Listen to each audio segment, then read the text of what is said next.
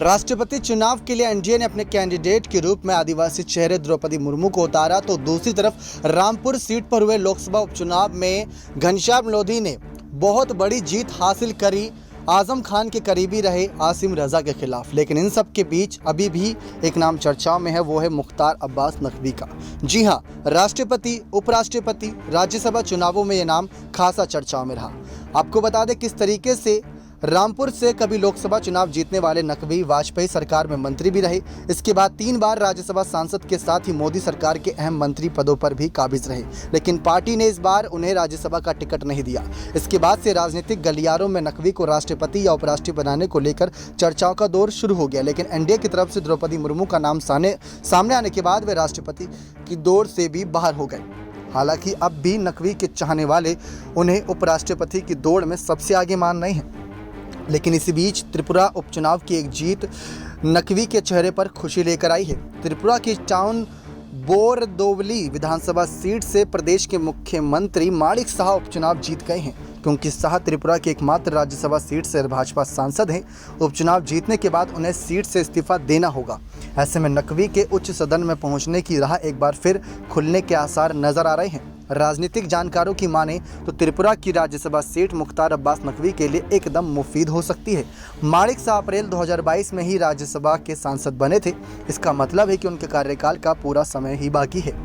आपको बता दें कि एक मीडिया से खास बातचीत में वरिष्ठ पत्रकार समीर चोंगवेकर कहते हैं कि केंद्रीय मंत्री मुख्तार अब्बास नकवी के पास फिलहाल 2 ही विकल्प बचे हुए हैं। पहला, पार्टी उन्हें उपराष्ट्रपति पद का उम्मीदवार बना दे, और दूसरा, उन्हें त्रिपुरा से राज्यसभा भेज दे।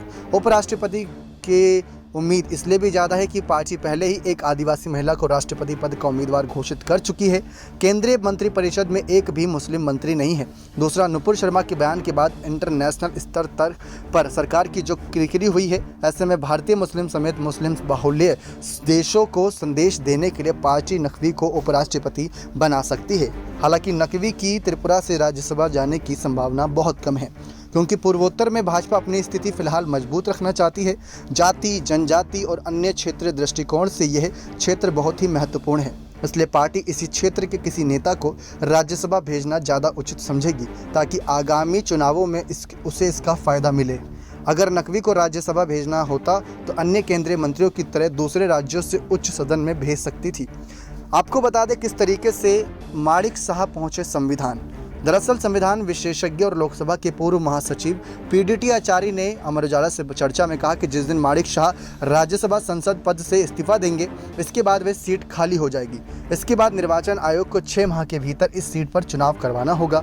भारतीय संविधान के अनुच्छेद 164(4) के मुताबिक कोई भी व्यक्ति जो किसी सदन का सदस्य ना हो, वह अधिकतम 6 महीनों तक सरकार में मंत्री पद पर रह सकता है। इसलिए नकवी अगले 6 महीने तक मंत्री पद पर बने रह सकते हैं। दरअसल मई में बिलप्पू देव ने त्रिपुरा के मुख्यमंत्री पद से इस्तीफा दे दिया था। इसके बाद पार्टी ने राज्य की कमान भाजपा प्रदेश अध्यक्ष और राज्यसभा सांसद माणिक साह को सौंप दी थी। साह को मुख्यमंत्री पद पर बने रहने के लिए किसी एक विधानसभा सीट से विधायक बनाना बेहद जरूरी था। इसी बीच प्रदेश की बारदोवली सीट से भाजपा विधायक आशीष साह ने भाजपा छोड़कर कांग्रेस का हाथ थाम लिया, जिसके बाद से ये सीट खाली हो गई थी। यहां से उपचुनाव में उतरे सीएम माणिक साह कांग्रेस उम्मीदवार आशीष कुमार साह को हराकर विधानसभा पहुंचने में सफल रहे। इस उपचुनाव में भाजपा के 2 अन्य उम्मीदवारों ने भी जीत हासिल की, जबकि कांग्रेस को एक सीट पर जीत मिली है। त्रिपुरा में भाजपा के 3 विधायकों के इस्तीफे और सीपीएम विधायक रामेंद्र चंद्र देवनाथ के निधन के बाद यहाँ की 4 सीटों पर उपचुनाव कराया गया था। लेकिन अब देखते हैं कि मुख्तार अब्बास नकवी के नाम पर किस पद को लेकर मोहर लगती नजर आएगी। नेक्स्ट 9 न्यूज़ रूम की रिपोर्ट।